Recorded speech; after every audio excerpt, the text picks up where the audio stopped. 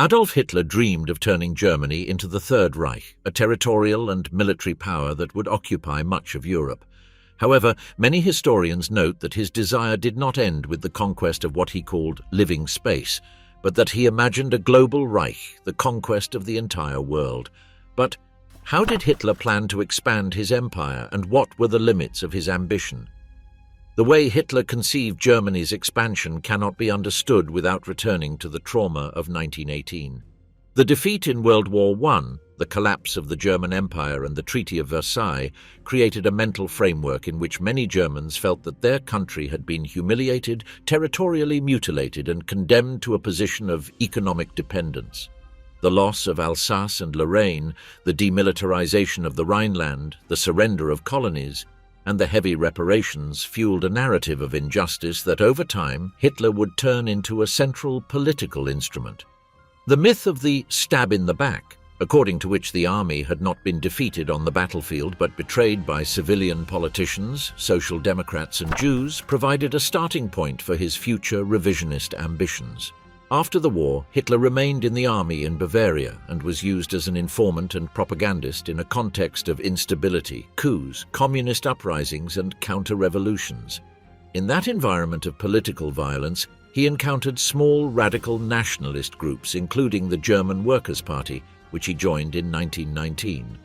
The combination of economic crisis, inflation, and national disorientation allowed him to discover a particular talent for political speech, in which he mixed resentment against Versailles, anti-Semitism, and the promise of a Germany strong once again.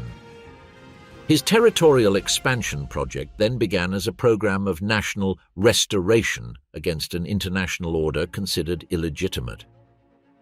The failed November 1923 coup in Munich, the so-called Beer Hall Putsch, showed both Hitler's political ambition and the limits of seizing power by force. The attempt to march on Berlin in the style of Mussolini failed and led to his arrest and trial, but it also gave him public notoriety. During his time in Landsberg prison between 1924 and 1925, he dictated to Rudolf Hess the text that would become known as Mein Kampf. There he systematically established his long-term goals: annihilate Jewish Marxism, rebuild German military power, conquer living space in the East at the expense of Poland and the Soviet Union, and transform Germany into the hegemonic power of the European continent. In that book, Hitler explicitly rejected the order created in Versailles and defined geopolitics in racial terms. The German people, considered by him part of the Aryan race, had to expand territorially to ensure their survival. That expansion was not aimed at the old overseas colonies, but toward Eastern Europe, where he envisioned vast agricultural lands, natural resources, and Slavic populations destined to be expelled, enslaved, or subjugated. France was described as a hereditary enemy, determined to keep Germany weak. The United Kingdom appeared as a power with which it would be desirable to reach an understanding, as long as it accepted German primacy on the continent. The United States was seen with a mix of disdain and concern for its economic potential, but still distant as an immediate military rival. In the second half of the 1920s, while the NSDAP attempted to reorganize as a mass party, the relative economic stabilization of the Weimar Republic limited its growth. However, Hitler used those years to perfect his political and propaganda apparatus. The creation of a hierarchical structure, the organization of the SA as a street shock force, and the use of modern campaign resources such as mass rallies and simple slogans prepared the ground for a qualitative leap when conditions deteriorated again. Although public speeches emphasized the revision of Versailles and national unity, the core of his expansionist vision remained the conquest of the East and the destruction of the Soviet Union, conceived as the main ideological and territorial enemy. During those years, his views on the other powers also took shape. France remained for him the main support of the Versailles system, a decaying power but still dangerous. The United Kingdom was seen as a maritime empire that could tolerate German hegemony on the continent if its global interests were not directly threatened. The Soviet Union was described in openly dehumanizing terms as a conglomerate of inferior peoples led by a Jewish elite whose destruction would open the way for the great German agrarian industrial empire in the East. The United States appeared as an economic giant of mixed population, capable of decisive influence in the financial sphere, but underestimated militarily in the short term. Regarding whether Hitler wanted to dominate the entire world, during this period his thinking showed a clear priority: the conquest and reorganization of European space, not a strictly global project.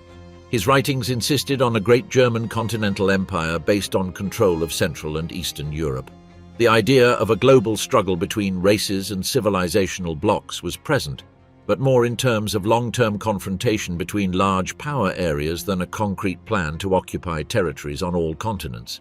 His calculation focused on the idea that, once the heart of Europe was dominated and Eastern resources secured, Germany could negotiate from a position of strength with the United Kingdom and remain relatively protected from decisive action by the United States. The electoral rise of the NSDAP in the early 1930s was the result of that combination of a revisionist program, promise of rearmament, and exploitation of social discontent.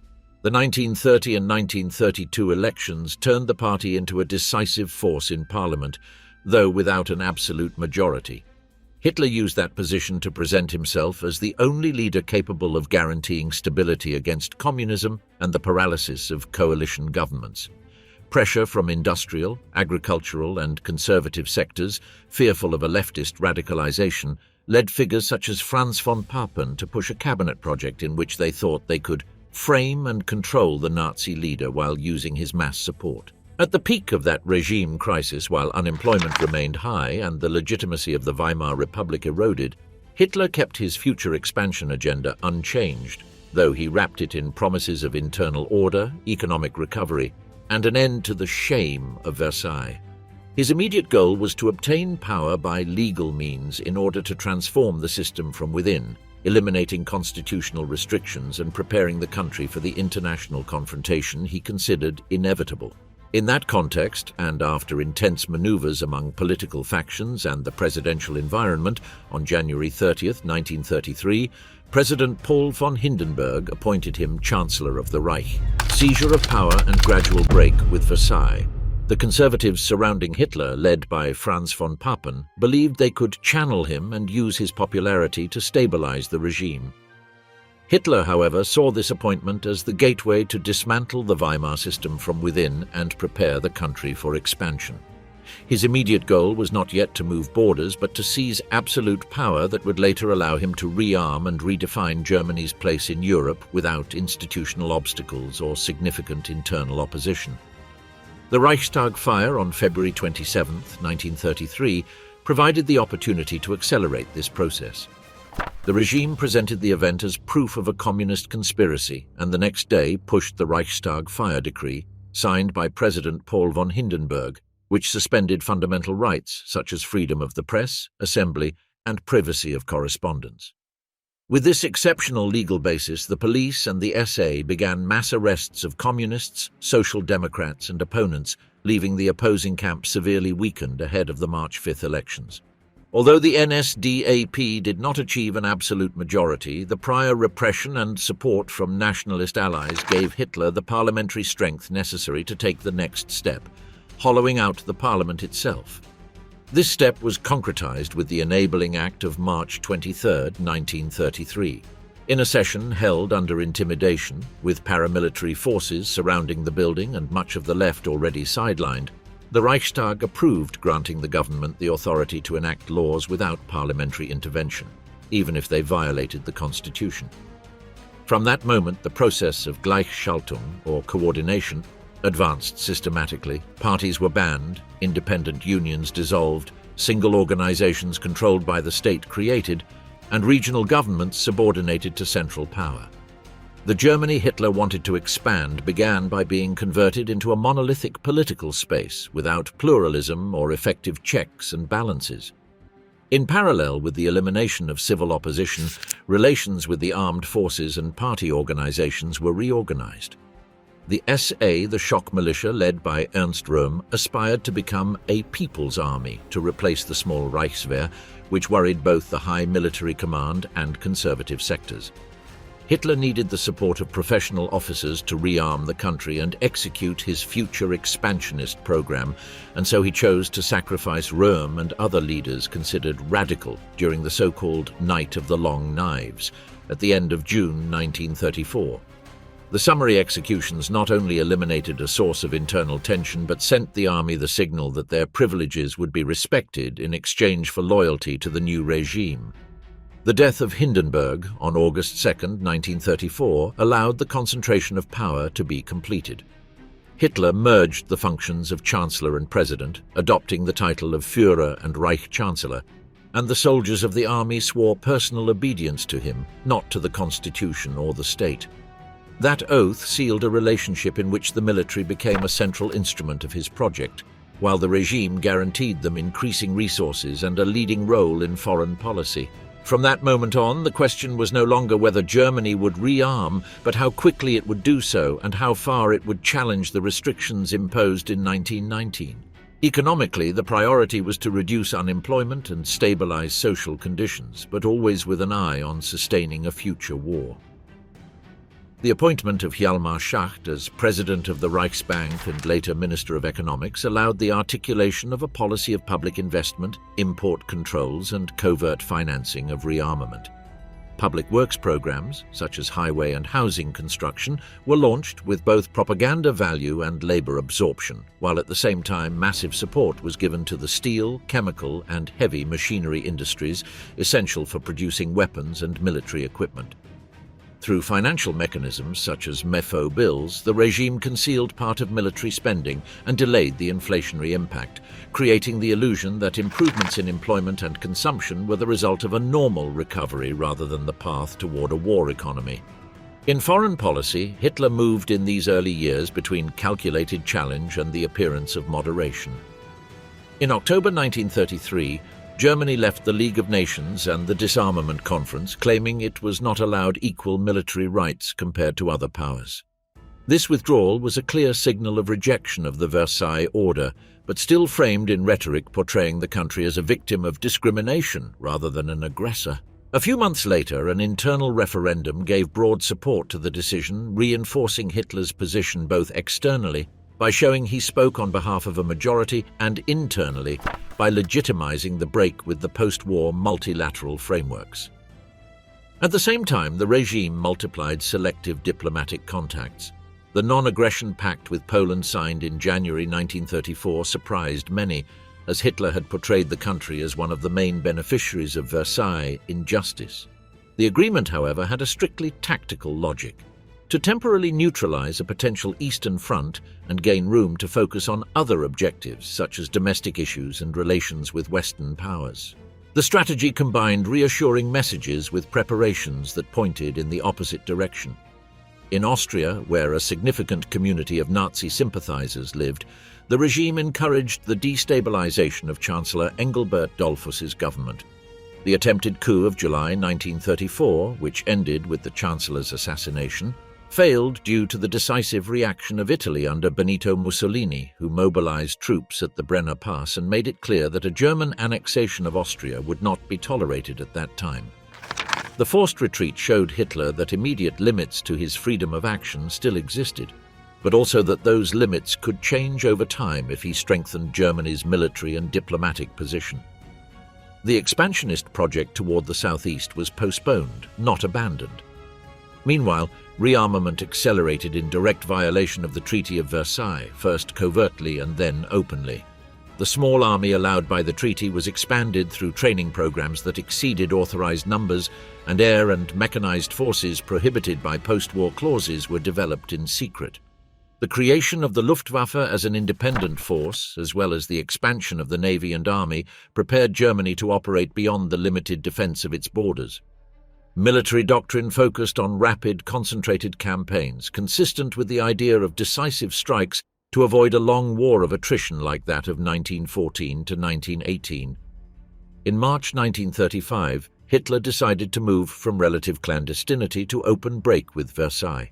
He proclaimed the re-establishment of compulsory military service and announced the expansion of the army to hundreds of thousands of men, far above the 100,000 limit set in 1919. That same month, the existence of the Luftwaffe, until then developed in secret, was made public.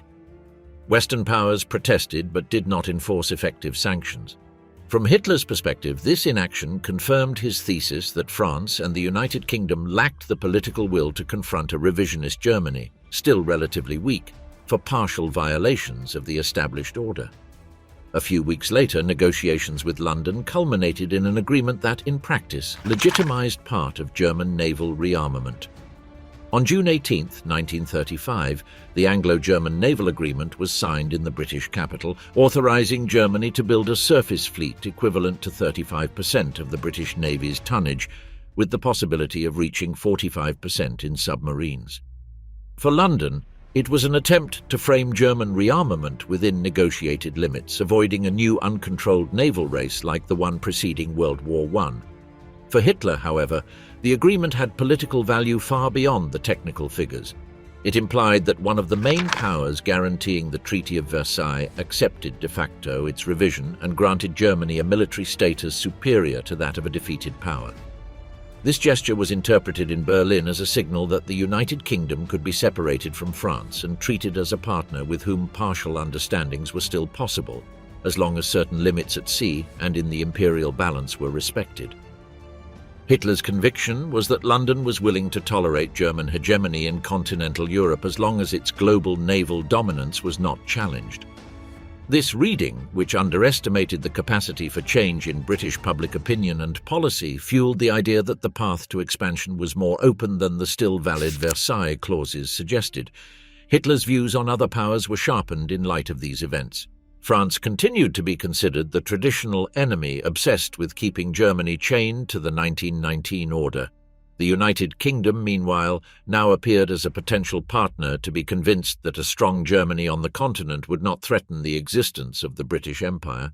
Poland was treated ambivalently, on one hand as an illegitimate beneficiary of Versailles territorial distribution, on the other as a neighbour with whom it was useful to maintain relative calm while Germany rearmed. The Soviet Union continued to loom on the horizon as the primary target of future eastward expansion, but an immediate confrontation was not yet openly considered. At this point, the question of whether Hitler aspired to dominate the world remained more rhetorical than an operational plan. His speeches spoke of a global struggle between antagonistic worldviews, presenting National Socialism as the response of the Aryan race against Western liberalism and Eastern Bolshevism. Nonetheless, his practical decisions prioritized consolidating internal power, rebuilding military capacity, and testing, step by step, the extent to which existing powers were willing to tolerate violations of the established order. The short and medium-term goal was to break Versailles' chains, regain strategic freedom of action, and position Germany to impose its conditions in Europe. By the end of 1935, the regime had made decisive progress in this direction. The dictatorship was firmly established, organized political opposition had been dismantled, the armed forces were expanding in size and capabilities, and the country was moving toward an economy increasingly oriented toward armaments. In foreign policy, Germany had detached from the multilateral frameworks that limited it, and had successfully demonstrated that it could alter some rules without receiving more than diplomatic protests. In Hitler's mind, this set of achievements showed that the post-war balance of power was more fragile than it seemed, and that with bold new steps still within Europe, it was possible to continue expanding the margin for future expansion without yet triggering a general war. Shows of force, reoccupation of the Rhineland and approach to Italy.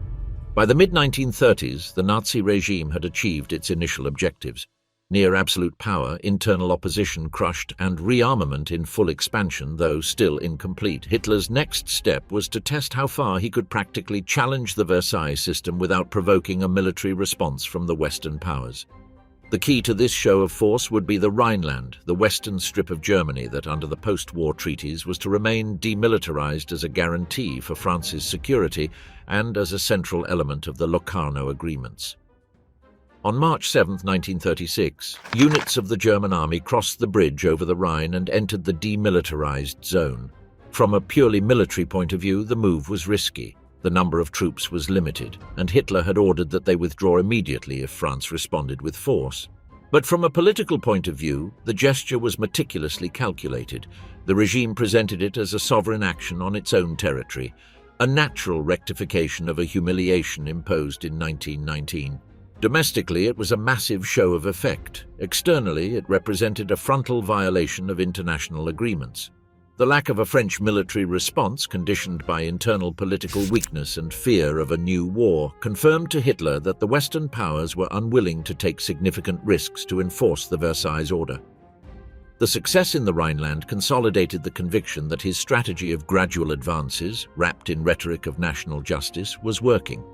For the dictator, the fact that German soldiers were deployed without opposition in a zone that had symbolized defeat for years was proof that the European balance was changing. From then on, the western border began to be better protected by fortifications and garrisons, freeing resources to concentrate on central objectives in Eastern and Southeastern Europe.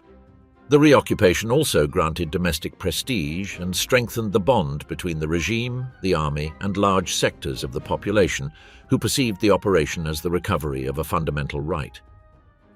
In parallel with this move, the European alliance system underwent profound changes.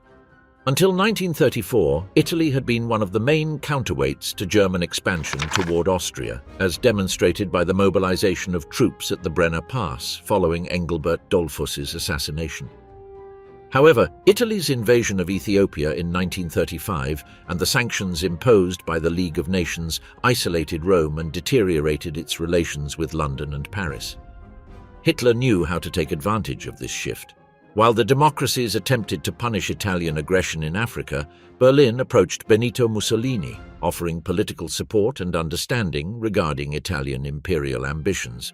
The collapse of the so-called Stresa Front, which in 1935 had united Italy, France, and the United Kingdom in defense of the European status quo, opened the door to a reconfiguration of the alliance map. In October 1936, German Foreign Minister Joachim von Ribbentrop and Italian Galeazzo Ciano announced the so-called Rome-Berlin axis. The expression, coined by Mussolini, suggested that Europe's future would be aligned around this new relationship.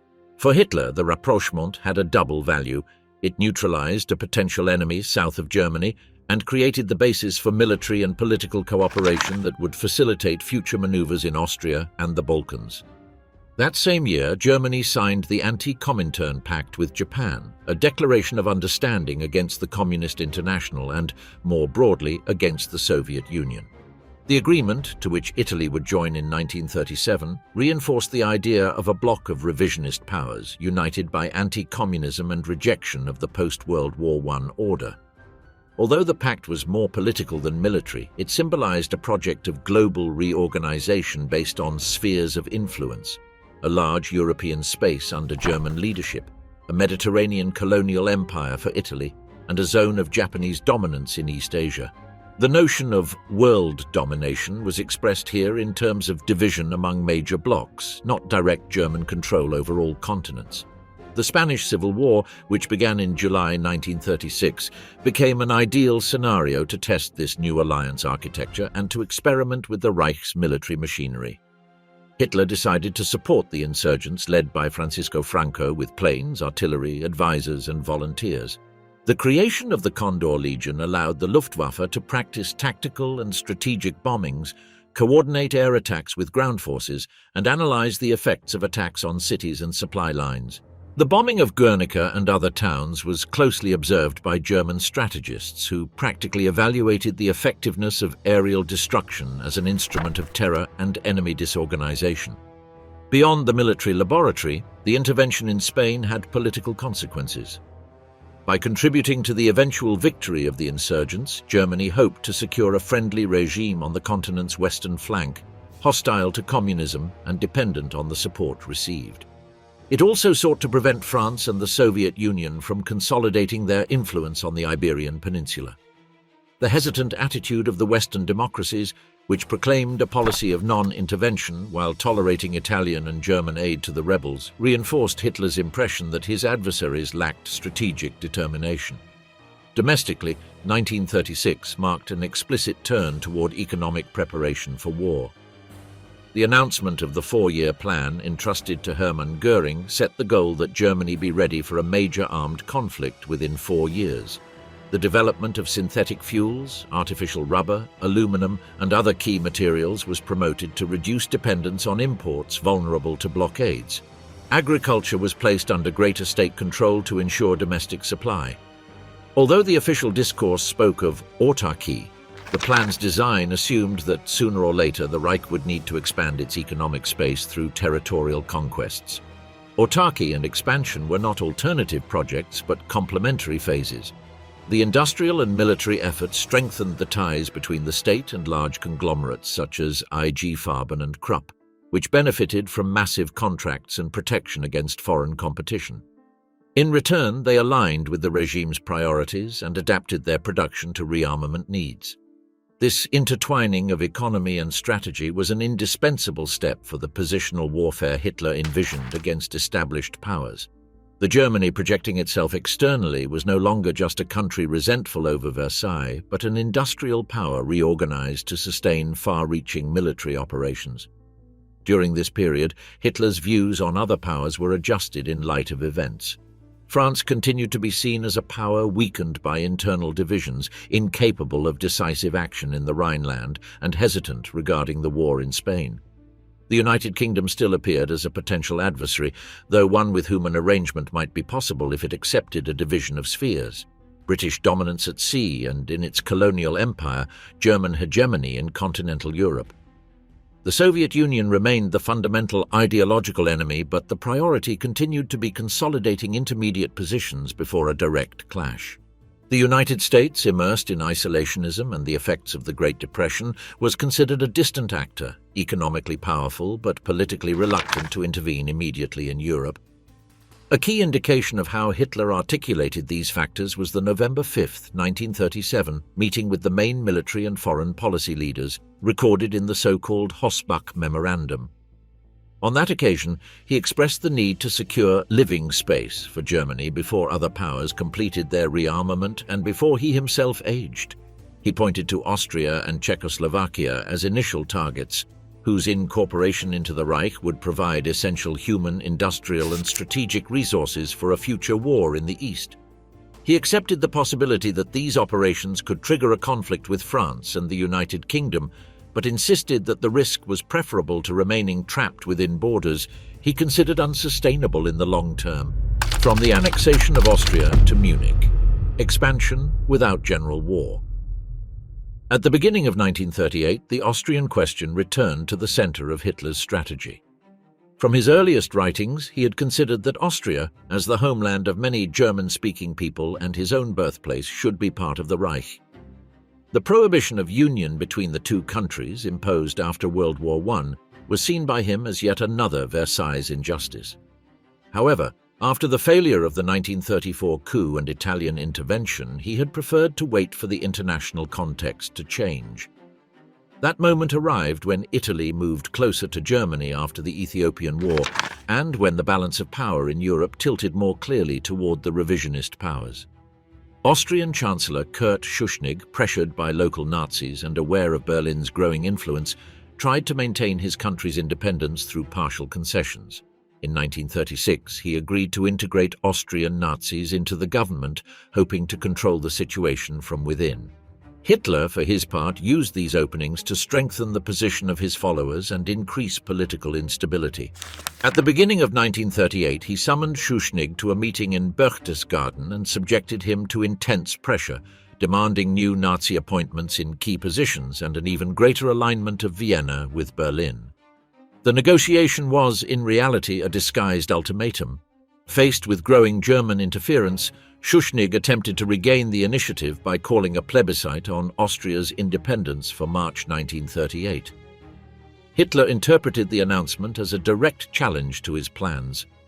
Nazi propaganda denounced the referendum as an attempt to sabotage the unity of the Germans, and the regime began mobilizing troops at the border while threatening immediate military intervention. Under that pressure, the plebiscite was cancelled, Schuschnigg resigned, and he was replaced by Arthur Seyss-Inquart, favorable to union with Germany. On the night of March 11th to 12th, German forces crossed the border without significant resistance. The Anschluss unfolded rapidly and with heavy propaganda. The entry of troops into Vienna was accompanied by parades, Nazi flags, and mass demonstrations, although the apparent unanimity concealed the immediate repression of opponents and the persecution of Jews and regime critics. From Hitler's perspective, the annexation was a total triumph. It had been achieved without triggering a general war, incorporated 3/4 of the Austrian population into the Reich, and added significant industrial and military resources. The Western powers reacted with diplomatic protests, but without concrete measures. The message received by the Führer was that once again a decisive and rapid act could change the European map without provoking armed response. The union of Austria with Germany reinforced the sense of momentum in expansionist policy. The Reich's economy quickly integrated Austrian industry, especially steel, electricity, and certain manufacturing sectors, into the rearmament effort. Control of Austrian banks and gold reserves helped temporarily ease some financial tensions arising from increasing military spending. Militarily, the incorporation of Austrian armed forces and infrastructure improved Germany's strategic position toward southeastern Europe and brought its bases closer to Czechoslovak territory, the next target. Czechoslovakia occupied a central place in Hitler's plans for several reasons. It was a state created after World War I, with significant German minorities in the Sudetenland that could be instrumentalized as a pretext for intervention. It also had a highly developed heavy and armaments industry, especially in Bohemia and Moravia, which was very attractive for a rapidly militarizing power. Strategically, the country's geographic position, with fortifications oriented toward Germany, was seen as a wedge limiting the Reich's freedom of action in Central Europe. The tactic used was similar to that employed in other cases, but more sophisticated. The German Sudeten Party, led by Konrad Henlein, articulated a grievance narrative about the rights of the German minority in Czechoslovakia. With direct support from Berlin, it presented increasingly demanding autonomy requests that the Prague government could hardly accept without compromising its integrity. Every refusal or hesitation was presented by Nazi propaganda as proof of oppression and discrimination against ethnic Germans. Thus, the Sudeten question became an international problem beyond the bilateral framework. France and the United Kingdom, guarantors of Czechoslovak security, faced a dilemma similar to that experienced in the Rhineland and Austria. Actively resist the German advance, risking a war for which they were unprepared, or attempt a new compromise formula. Many leaders in London and Paris believed that the revision of certain borders was inevitable, and that if Hitler's ambitions were limited to unifying Germans in a single state, it might be possible to satisfy them without full-scale conflict.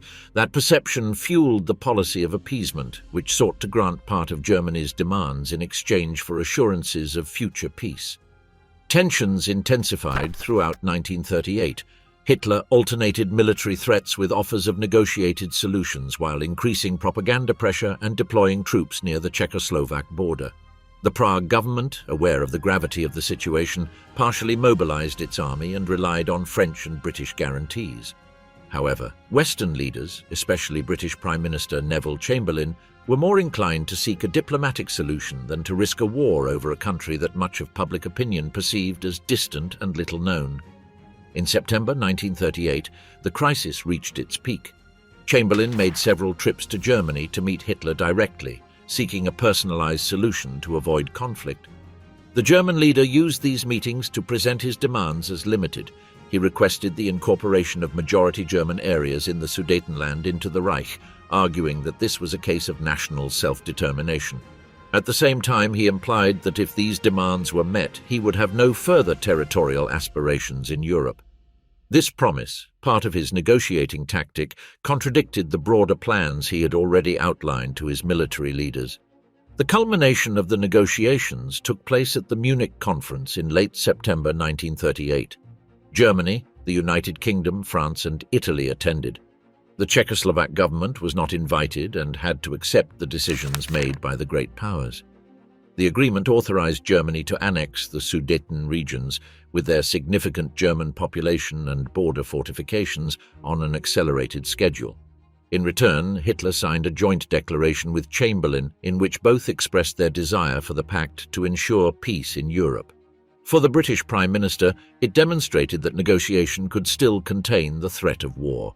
For Hitler, it proved that the democracies were willing to sacrifice their allies to gain time.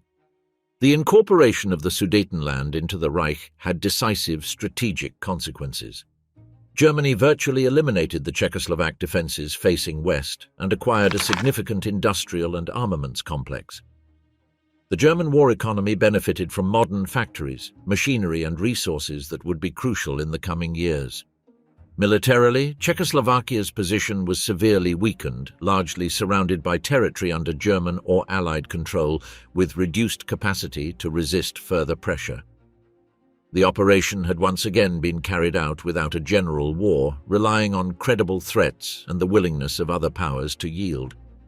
Within Germany, the success at Munich was presented as a victory of Hitler's political genius, capable of achieving broad territorial gains without bloodshed.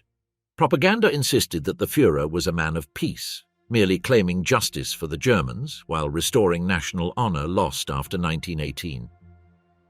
The regime's popularity reached one of its highest points. However, behind this image, the fundamental elements of an expansionist project had been consolidated, no longer content with partial border rectifications but aiming at a radical reconfiguration of Central Europe under German hegemony, a first step toward new moves that in the following months would go beyond even what was agreed at Munich, the leap eastward and the outbreak of the European War.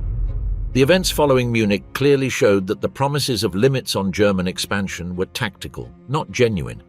Just a few months after obtaining the Sudetenland with the endorsement of the Western powers, the regime decided to completely dismantle what remained of Czechoslovakia.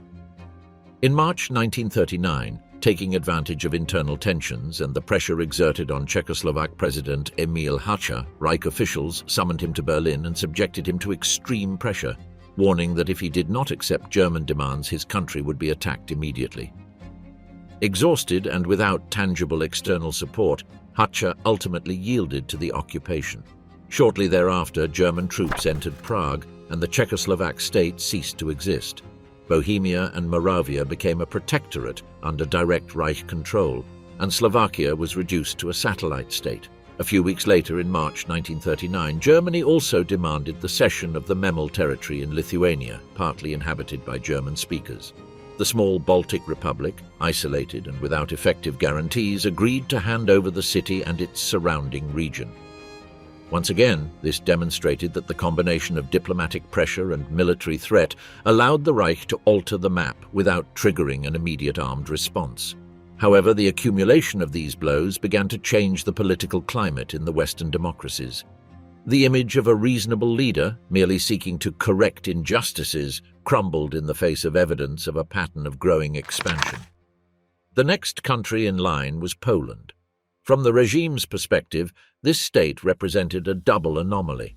On one hand, it had emerged from the defeat of the Central Powers in 1918, receiving territories that German nationalism considered rightfully theirs, such as the Polish corridor separating East Prussia from the rest of the Reich and the port city of Danzig under international statute. On the other hand, it occupied a central place in the living space plans toward the east. Its eventual dismantling would open the door to German expansion into Belarus and Ukraine. At this point, the issue was no longer just modifying borders, but transforming the political and demographic order of Eastern Europe according to a racial and colonial vision. The Western powers, aware of the danger posed by the next phase of expansion, reacted differently this time. On March 31, 1939, British Prime Minister Neville Chamberlain announced to the House of Commons a security guarantee to Poland, later joined by France. The declaration established that if Polish independence were threatened and the Warsaw government decided to resist, the United Kingdom would come to its aid. It was not a fully planned military treaty, but it was a political commitment that for the first time explicitly linked a possible German aggression to the prospect of a general war. For Hitler, this guarantee was interpreted as an attempt to curb his freedom of action, but not as an insurmountable obstacle. In his analysis, the United Kingdom and France were still not militarily prepared for a large-scale conflict, and their public opinion remained marked by the trauma of World War I. He believed that, faced with a swift fait accompli in Poland, the democracies would once again limit themselves to protests or, at worst, a paper war without decisive land offensives. This underestimation of the adversary, combined with confidence in the Wehrmacht's ability to achieve lightning victories, was decisive in the course of events. At the same time, the Reich's economic situation became increasingly dependent on expansion. Massive rearmament and the four-year plan programs had strained public finances and the supply of raw materials. Although synthetic substitutes had been developed, Germany still needed access to oil, iron ore, and agricultural products to sustain a prolonged war. In this logic, the conquest of resource-rich territories and the exploitation of new populations as labor were presented as structural solutions. Foreign policy, military preparation, and the economy thus converged in the decision to pursue a conflict that was expected to reconfigure Europe in favor of the Reich. The main obstacle to any move toward Poland remained the stance of the Soviet Union. Geographically, a German attack to the east could easily result in a direct confrontation with Moscow, something Hitler desired but not immediately. The priority was to avoid a two-front war like that of 1914 to 1918 while the United Kingdom and France had not yet been neutralized. The solution found was radical: negotiate a temporary agreement with the ideological enemy itself to divide spheres of influence in Eastern Europe. In the summer of 1939, after a period of diplomatic probing in various directions, German Foreign Minister Joachim von Ribbentrop traveled to Moscow to negotiate with his Soviet counterpart, Vyacheslav Molotov. On August 23, the German-Soviet non-aggression pact, known as the Ribbentrop-Molotov Pact, was signed. Officially, it was a commitment by which both countries guaranteed neutrality in the event of conflict with third parties. But the decisive element was a secret protocol outlining the division of spheres of influence in Eastern Europe. Poland would be divided between them, and the Baltic countries, Finland and Bessarabia, were assigned to one or the other sphere. In those final months of peace, Hitler's views on the powers crystallized into a risk assessment. France was seen as militarily strong on paper but politically fragile, divided by irreconcilable internal currents. The United Kingdom was a more serious rival, but it was considered unlikely to launch an immediate land offensive on the continent and would, at least initially, limit itself to blockades and naval operations. The Soviet Union was temporarily neutralized by the pact. The United States, immersed in isolationism, was seen as a secondary factor in the short term. In this assessment, a war against Poland could be won quickly before circumstances became unfavorable. The final decision was set for a specific date. Early in the morning of September 1, 1939, German units crossed the Polish border at multiple points, and the Luftwaffe bombed military and urban targets, including the city of Wielun. The attack was presented as a response to alleged Polish provocations, including the false Gleiwitz incident, staged by German forces themselves to give a defensive veneer of legitimacy to the offensive.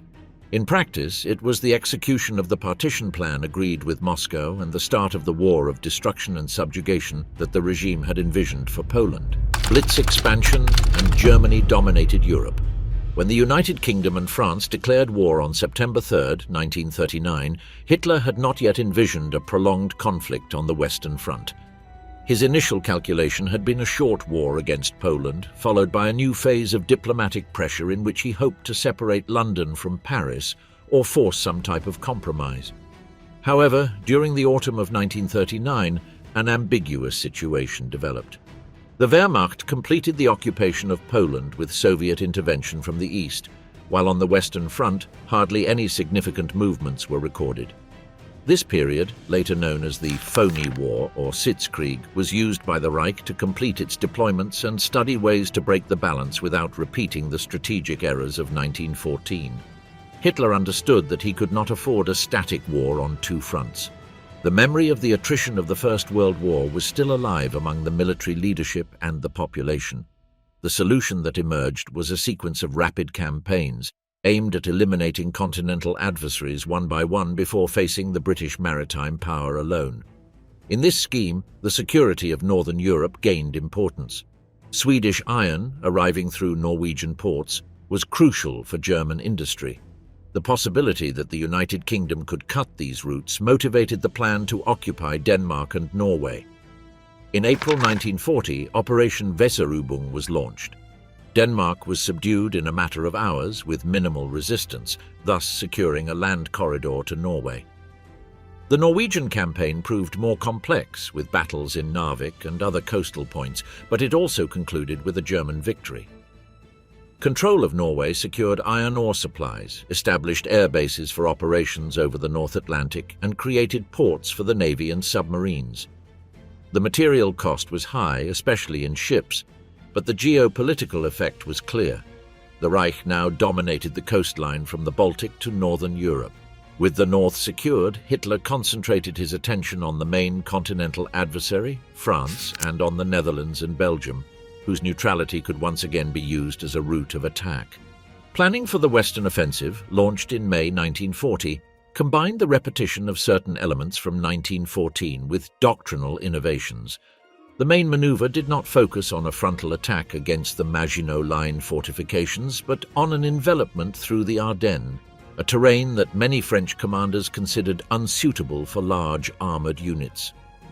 The combined use of tanks, motorised infantry, and concentrated air support, what would later be associated with the idea of Blitzkrieg, allowed German forces to advance at a speed that disorganised the Allied command.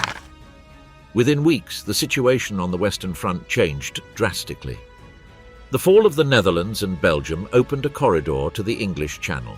British forces and part of the French army were pushed to the coast, leading to the evacuation at Dunkirk at the end of May and early June 1940. For Hitler, the withdrawal of hundreds of thousands of Allied soldiers by sea had an ambiguous significance.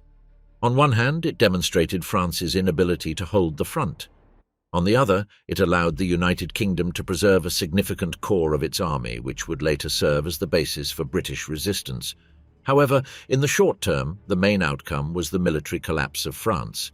The armistice signed in June 1940 divided French territory into an occupied zone in the north and west under direct German control and a non-occupied zone in the south, with Vichy as its capital and a formally independent government subordinated to the Reich in key matters. This division met strategic objectives. Germany gained access to Atlantic ports, a substantial part of industry, and agricultural resources, while the Vichy regime became a tool to maintain a certain internal order and manage the French colonial empire.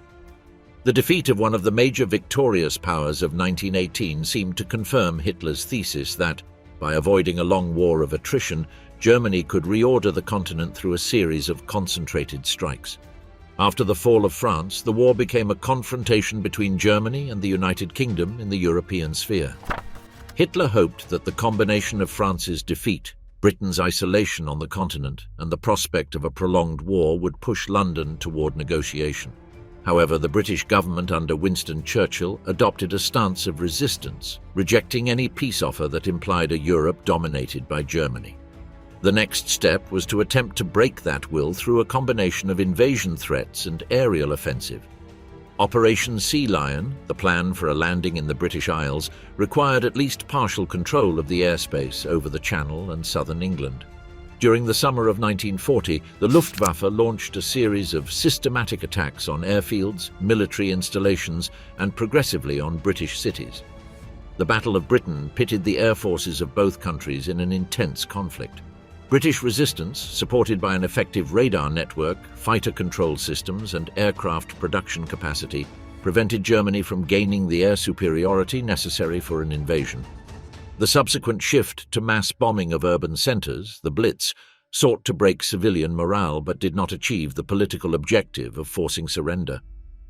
The failure of the air campaign revealed a structural limit to Hitler's project, the inability to neutralize a major maritime power based on an island capable of continuing the fight from its metropolitan territory and global empire. Facing this reality, the idea of a direct invasion was postponed, and Germany's strategic focus began to shift back toward the continent, where the margin for maneuver seemed greater. Meanwhile, the war also expanded to the Mediterranean and North Africa, following Italy's entry as an active ally. Mussolini, seeking to build his own empire in Africa and the Balkans, launched campaigns against Greece and in North Africa that soon encountered difficulties. In Greece, the Italian offensive launched from Albania in October 1940 was halted and then repelled by Greek forces. In Africa, Italian troops suffered setbacks against British forces. These failures forced Germany to intervene to prevent the collapse of its ally and to preserve the credibility of the Axis bloc. The creation of the Africa Corps under Erwin Rommel and the subsequent advance toward Egypt were part of this effort, although at this stage the African front still had limited weight in Hitler's strategic decisions. In the Balkans, the situation became even more complex.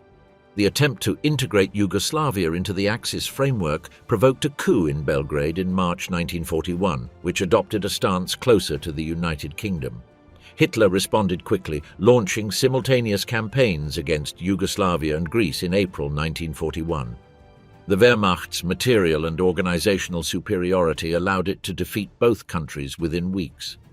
The subsequent occupation fragmented the territory, assigning spheres of influence to Italy, Bulgaria, and other allies, while Germany secured control of strategic points, such as access to the Aegean Sea and regional resources. The capture of Crete through a risky but successful airborne landing completed this cycle. At this point, the European map showed the maximum extent reached by German power up to that moment.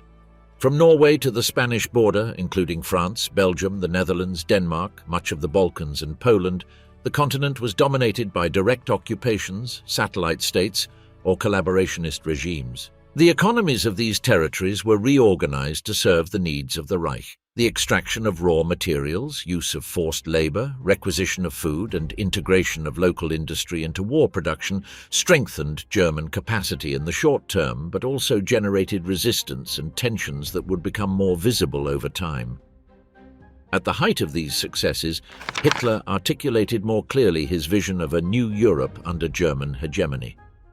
In this conception, Germany would not only control the continent militarily, but also reorganize it according to racial and economic criteria functional to its interests. Peoples considered Germanic or affiliated would occupy a preferential position, while others would be subordinated or displaced. Policy toward Jews, national elites, and prisoners of war reflected this hierarchy. The idea of world domination continued to be articulated in terms of blocs, a large Germanic European space which, once consolidated, could confront the Anglo-Saxon world and, in the longer term, the Soviet Union under more favorable conditions. The strategic error and the collapse of the National Socialist dream. The decision to attack the Soviet Union was the most radical step of Hitler's expansionist project. From his earliest writings, he had defined Bolshevism as the absolute ideological enemy and living space in the East as the central objective of German policy. In 1940, after the defeat of France and with the United Kingdom resisting alone, he believed the moment was ripe for a war of annihilation against Moscow. His motivations combined doctrine and material calculation: destroy Jewish Marxism, seize Ukrainian grain, Caucasus oil, and other raw materials, and reduce Slavic populations to forced labor or expel them. Operation Barbarossa, formalized in Directive No. 21 in December 1940, was conceived as a rapid campaign intended to destroy the Soviet state within months, before it could fully mobilize its resources and before Germany's enemies completed their rearmament. Military planning envisioned three major army groups advancing toward Leningrad, Moscow, and Ukraine. The goal was to encircle and destroy Soviet forces near the border, occupy Western industrial and agricultural centers, and leave the regime without material or organizational capacity. On June 22, 1941, over 3 million Axis soldiers crossed the frontier along a front stretching thousands of kilometers. The first months seemed to confirm German command's optimism. Massive encirclements in Belarus and Ukraine destroyed or captured hundreds of thousands of Soviet soldiers, while the Luftwaffe achieved initial air superiority. Kiev, Smolensk, and other cities fell in rapid succession. In Berlin, Hitler interpreted these successes as proof of his strategic insight and confirmation that the war in the East would be the decisive battle for European domination. However, beneath the immediate victories, structural problems accumulated. German logistics were unprepared to supply operations so deep into enemy territory, particularly across a network of roads and railways, unlike those in the West. The potential of Soviet industry and demographics had been underestimated. Planners believed the adversary would collapse after losing its western regions, ignoring its ability to evacuate factories and reorganize production further east. By late 1941, the advance on Moscow stalled amid the Russian winter, with exhausted troops, extreme weather, and strained supply lines. The Soviet counteroffensive at the capital demonstrated that the war would not end in months and that the enemy could rebuild forces at a pace the German command had not anticipated. Occupation policies in the conquered territories revealed that the expansionist project was also a project of extermination. The East was treated as colonial space. Deliberate famine plans were implemented, food was confiscated to be sent to Germany, mass deportations were organized, and political, cultural, and military elites were executed. The Einsatzgruppen followed regular troops to murder Jews, political commissars, and others considered enemies of the regime. Millions of civilians died from starvation, forced labor, or shootings. Far from stabilizing German rule, these practices fueled hatred and resistance, diverting resources to repression and weakening the military capacity on the main front. During this phase, Hitler maintained a distorted view of global balance. He believed that once the Soviet Union was defeated, the United Kingdom would be isolated and incapable of continuing continental war. The United States was seen as an economic giant, but not, in the immediate term, a direct military threat. This perception changed abruptly after December 1941. Japan's attack on Pearl Harbor led Washington to declare war on Japan. A few days later, Hitler declared war on the United States, convinced that the conflict had become global and that the alliance with Japan would balance the Pacific theater. In practice, this decision formally integrated the world's largest industrial power into the opposing front. The war became a truly global conflict, active fronts in Eastern Europe, North Africa, the Mediterranean, the Atlantic, and the Pacific.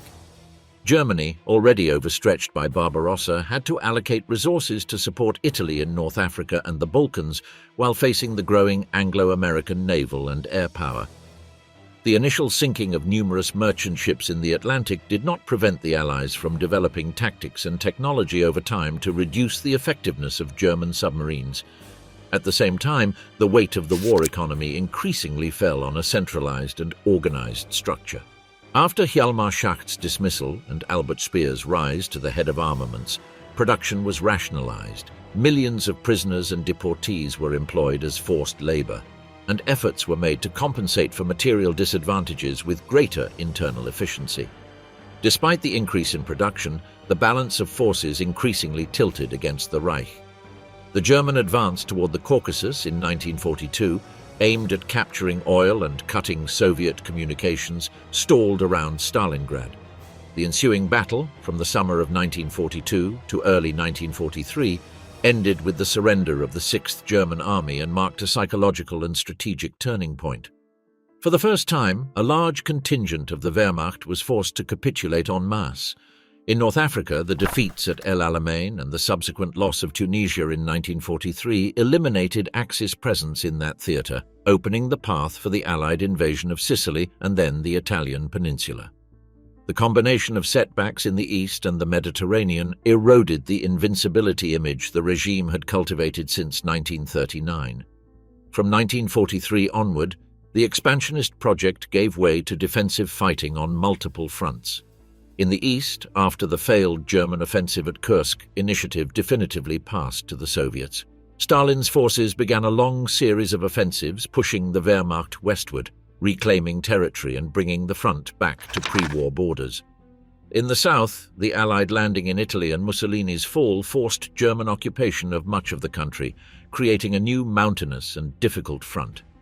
In the air, massive bombing of German cities by British and American forces destroyed industrial zones, infrastructure, and urban centers, weakening both productive capacity and civilian morale.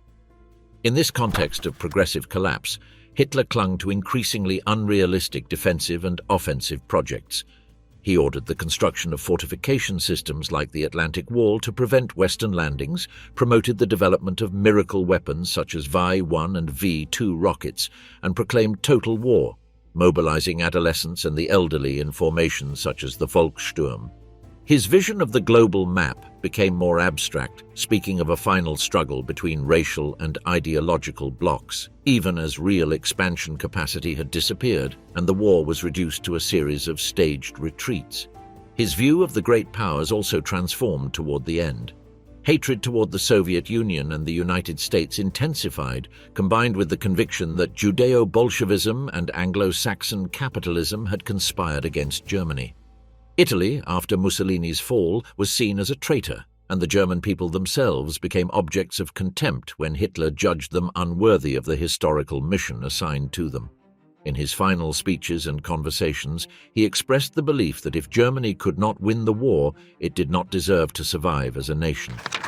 The Soviet offensive of 1944 to 1945, combined with the Allied landings in Normandy and the subsequent liberation of France, closed the encirclement of the Reich. By early 1945, the Red Army crossed the Oder and prepared for the final assault on Berlin, while Western forces advanced from the Rhine. Germany's last offensives, such as the Ardennes counterattack, did not alter the general course. The German capital, devastated by bombing and defended by remnants of regular units, militias, and foreign troops, was surrounded in April 1945. In the Führerbunker of the Chancellery, Hitler continued issuing unrealistic orders and rejected any proposal of surrender. On April 30, 1945, he committed suicide in the Berlin Chancellery bunker, forever destroying the dream of a global Reich, the conquest of Europe, and the National Socialist vision.